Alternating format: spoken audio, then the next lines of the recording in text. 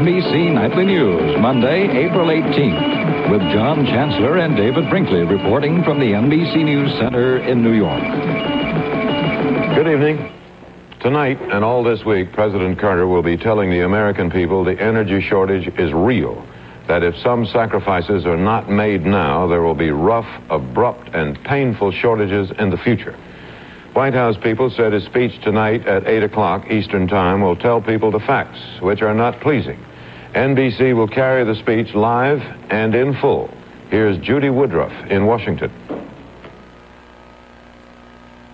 Still going over the final draft of tonight's speech this afternoon and working on the more detailed speech he'll make Wednesday night to a joint session of the Congress. The White House is carefully calling tonight's event a speech to the people and not a fireside chat. The president's approach will be formal. He'll wear a coat and tie, and he'll be sitting at his desk in the Oval Office. He'll begin by calling the talk unpleasant, and then he'll have some facts and figures to support his argument that the problem is a serious one.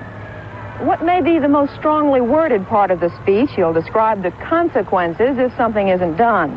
And finally, Mr. Carter will list 10 principles for solving the problem. Principles that the White House says he has based his policy on. The president will be trying to sell his program to the people, and through them to the Congress, which can vote against any part of the program it doesn't like. Judy, John Chancellor, you all got the CIA report the president has been working from there today. He has taken the most gloomy of all the studies that have been made on energy, hasn't he? In that report, we are told specifically today, and it's interesting that it is probably one of the most pessimistic outlooks for the world oil situation in the next few years. It concludes that by 1985, the demand for oil in the world is going to exceed the supply. It says that the problem may not look very serious in the next few years because more oil will be being produced in the North Sea and in Alaska, but it says that by 1980, we are once again going to be relying heavily on the OPEC countries.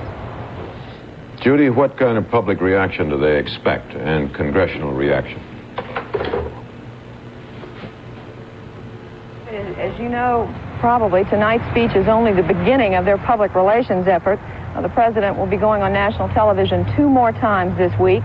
They're sending members of the cabinet around the country in the next few days to make their argument for the administration's position.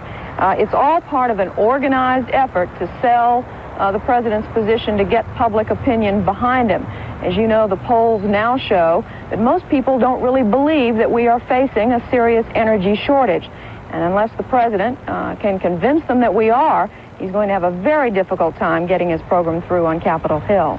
Judy, thank you very much. Judy Woodruff. It is said of some government programs that the big type giveth away while what the small type taketh away. In Mr. Carter's program on energy, it looks as though there will be more taketh than giveth. John Cochran has some details.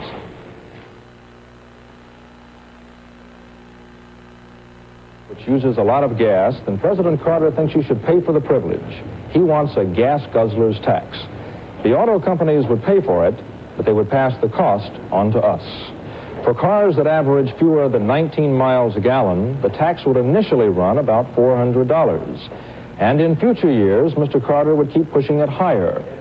But if you buy a new car which is easy on